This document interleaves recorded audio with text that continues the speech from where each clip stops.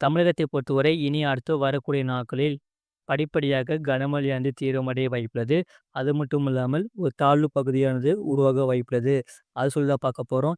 நீங்க நம்ம சேனல சப்ஸ்கிரைப் பண்ணாம இருந்தீங்கன்னா, மறக்காம லைக் பண்ணிக்கோங்க, சப்ஸ்கிரைப் பண்ணிக்கோங்க. உங்க நண்பர்களுக்கு தெரியப்படுத்த ஷேர் பண்ணுங்க. தமிழகத்தில் ஒரு சில இடங்களில் மழை பெய்துள்ளது. புதுவையில் லேசான மழை பதிவாகியுள்ளது. காரைக்கால் பகுதிகளில் வறண்ட வானிலை நிலவியது. அடுத்த 7 தினங்களுக்கான வானிலை முன்னறிப்பு மற்றும் எச்சரிக்கை. தென்கிழக்கு அரபிக்கடல் மற்றும் அதனை ஒட்டிய பகுதிகளில் மேல் ஒரு வளிமண்டல கீழடுக்கு சுழற்சி நிலவுகிறது. இதன் காரணமாக 6ஆம் தேதி தமிழகத்தில் ஒரு சில இடங்களிலும், புதுவை மற்றும் காரைக்கால் பகுதிகளிலும் இடி, மின்னலுடன் கூடிய லேசான மழை முதல் மிதமான மழை பெய்யக்கூடும். 7ஆம் தேதி முதல் 10ஆம் தேதி வரை தமிழகத்தில் ஓரிரு இடங்களிலும், புதுவை மற்றும் காரைக்கால் பகுதிகளிலும் லேசான மழை முதல் மிதமான மழை பெய்யக்கூடும். 11ஆம் தேதி கடலோர தமிழகத்தில் ஒரு சில இடங்களிலும், உள் தமிழகத்தில் ஓரிரு இடங்களிலும், புதுவை மற்றும் காரைக்கால் பகுதிகளிலும் லேசான மழை முதல் மிதமான மழை பெய்யக்கூடும்.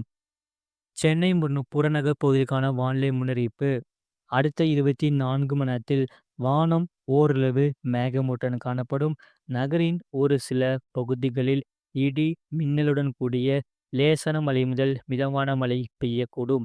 அதிகபட்ச வெப்பநிலை 32 முதல் 33 டிகிரி செல்சியஸ் ஒட்டியும், குறைந்தபட்ச வெப்பநிலை 25 முதல் 26 டிகிரி செல்சியஸ் ஒட்டியும் இருக்கக்கூடும். அடுத்த 48 மணி நேரத்தில் வானம் ஓரளவு மேகமூட்டத்துடன் காணப்படும். நகரின் ஒரு சில பகுதிகளில் இடி, மின்னலுடன் கூடிய லேசான மழை முதல் மிதமான மழை பெய்யக்கூடும். அதிகபட்ச வெப்பநிலை 32 முதல் 33 டிகிரி செல்சியஸ் ஒட்டியும், குறைந்தபட்ச வெப்பநிலை 25 முதல் 26 டிகிரி செல்சியஸ் ஒட்டியும் இருக்கக்கூடும். மீனவர்களுக்கான எச்சரிக்கை. தமிழக கடலோர பகுதிகளில் 9ஆம் தேதி வரை எச்சரிக்கை எதுவும் இல்லை.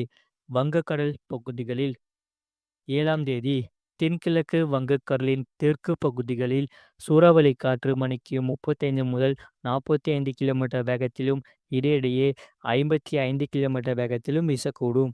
8ஆம் தேதி தென்கிழக்கு வங்கக்கடலின் தெற்கு பகுதிகள் மற்றும் அதனை ஒட்டிய தென்மேற்கு வங்கக்கடல் பகுதிகளில் சூறாவளி காற்று மணிக்கு 35 முதல் 45 கிலோமீட்டர் வேகத்திலும், இடையிடையே 55 கிலோமீட்டர் வேகத்திலும் வீசக்கூடும்.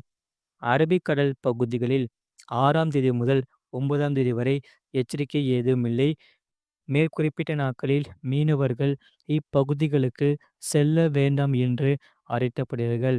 மறக்காம நீங்க லைக் பண்ணிக்கோங்க, சப்ஸ்கிரைப் பண்ணிக்கோங்க. இனி அடுத்து வரக்கூடிய நாட்களில் படிப்படியாக கனமழையானது தீவிரமடைய வாய்ப்புள்ளது. அது மட்டுமல்லாமல் தமிழ்நாடு முழுவதும் பெரும்பாலான மாவட்டங்களில் மீண்டும் பரவலாக கனமழையானது தீவிரமடைய வாய்ப்புள்ளது.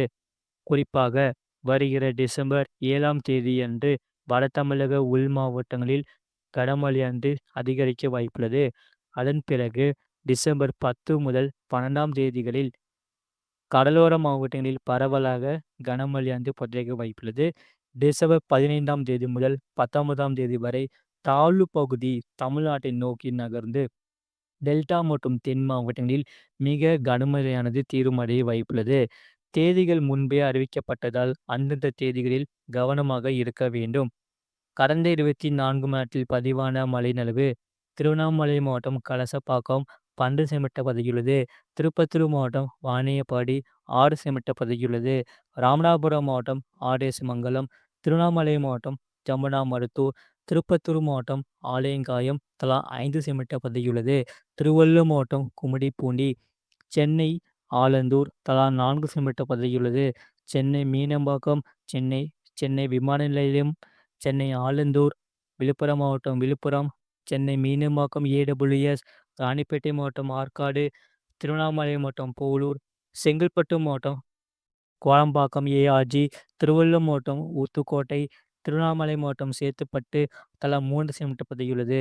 சென்னை மாவட்டம் திருவொற்றியூர், ராணிப்பேட்டை மாவட்டம் மின்னல், சென்னை ராஜா அண்ணாமலை நகர், விழுப்புரம் மாவட்டம் கேடார், ராணிப்பேட்டை மாவட்டம் வாலாஜா, சிவகங்கை மாவட்டம் இளையாங்குடி, விழுப்புரம் மாவட்டம் திண்டிவனம், வேலூர் மாவட்டம் வேலூர், ராணிப்பேட்டை மாவட்டம் காவேரிப்பாக்கம், திருவள்ளூர் மாவட்டம் சோழவரம், சென்னை, மணலி, புதுநகரம், திருப்பத்தூர் மாவட்டம் ஆம்பூர், விழுப்புரம் மாவட்டம் நெம்மூர், விருதுநகர் மாவட்டம் அரும்புக்கோட்டை, விழுப்புரம் மாவட்டம் வளவனூர், புதுக்கோட்டை மாவட்டம் குடுமியான்மலை, விழுப்புரம் மாவட்டம் மலத்தி தலா 2 செமீட்டர் உதவியுள்ளது. திருவள்ளூர் மாவட்டம் எண்ணூர் ஏடபிள்யூஎஸ், ராமநாதபுரம் மாவட்டம் தீர்த்தாண்டதானம், திருவண்ணாமலை மாவட்டம் வந்தவாசி, சென்னை கத்திவாக்கம், ராமநாதபுரம் மாவட்டம் வட்டானம், தென்காசி மாவட்டம் சிவகிரி, வேலூர் மாவட்டம் காட்பாடி, திருப்பத்தூர் மாவட்டம் நாட்றம்பள்ளி, சென்னை முகலிவாக்கம், சென்னை சிடி மருத்துவமனை தண்டையார்பேட்டை, புதுக்கோட்டை மாவட்டம் திருமயம், வேலூர் மாவட்டம் அம்முட்டி, திருவள்ளூர் மாவட்டம் தாமரைப்பாக்கம், தேனி மாவட்டம் தேக்கடி, தேனி மாவட்டம் குடிநாயக்கனூர், திருவள்ளூர் மாவட்டம் செம்பரம்பாக்கம் ஆஜி, சென்னை மாவட்டம் புழல், ராணிப்பேட்டை மாவட்டம் அரக்கோணம், விருதுநகர் மாவட்டம் பிளவாக்கல் பெரியாறு அணை, திருவண்ணாமலை மாவட்டம் வெம்பாக்கம், சென்னை அண்ணா பல்கலைக்கழகம், திருவள்ளூர் மாவட்டம் பூண்டி, காஞ்சிபுரம் மாவட்டம் காஞ்சிபுரம், ராமநாதபுரம் மாவட்டம் பாம்பன், விருதுநகர் மாவட்டம் சாத்தூர், புதுக்கோட்டை மாவட்டம் கீரனூர், திருவண்ணாமலை மாவட்டம் செய்யார், சென்னை தண்டையார்பேட்டை, ராணிப்பேட்டை மாவட்டம் அம்மூர் வாலாஜா ரயில்வே, சென்னை மாதவரம், விருதுநகர் மாவட்டம் வெம்பக்கோட்டை, சென்னை பள்ளிக்கரணை ஆஜி, காஞ்சிபுரம் மாவட்டம் காஞ்சிபுரம், வேலூர் மாவட்டம் கிண்ணக்கோரை, திருவண்ணாமலை மாவட்டம் கீழ்பொன்னாத்தூர், திருச்சிராப்பள்ளி மாவட்டம் மணப்பாறை, மதுரை மாவட்டம் பேரையூர், சென்னை ஆட்சி அலுவலகம் தலா 1 செமீட்டர் பதியுள்ளது. அதிகபட்ச வெப்பநிலை பொறுத்தவரை தொண்டியில் 33.6 டிகிரி செல்சியஸ் பதிவாகியுள்ளது. மற்றும் குறைந்தபட்ச வெப்பநிலை பொறுத்தவரை ஈரோட்டில் 17.5 டிகிரி செல்சியஸ் பதிவாகியுள்ளது. மறக்காம நீங்க லைக் பண்ணிக்கோங்க, சப்ஸ்கிரைப் பண்ணிக்கோங்க. இனி அடுத்து வரக்கூடிய நாட்களில் படிப்படியாக கனமழையானது தீருமடைய வாய்ப்புள்ளது. குறிப்பாக மாத இறுதியில் கன முதல் அதி கனமழையானது தீருமடைய வாய்ப்புள்ளது. அது மட்டும் இல்லாமல் தாழ்வு பகுதியானது உருவாகி அது புயலாக மாறி அது தமிழ்நாட்டை நோக்கி நகருமா நகரா சொல்லி இனி அடுத்து வரக்கூடிய நாட்களில் அறிவிக்கப்படும். புயலுக்கான பெயர் சக்தி என்று பெயர் அளிக்கப்படும்.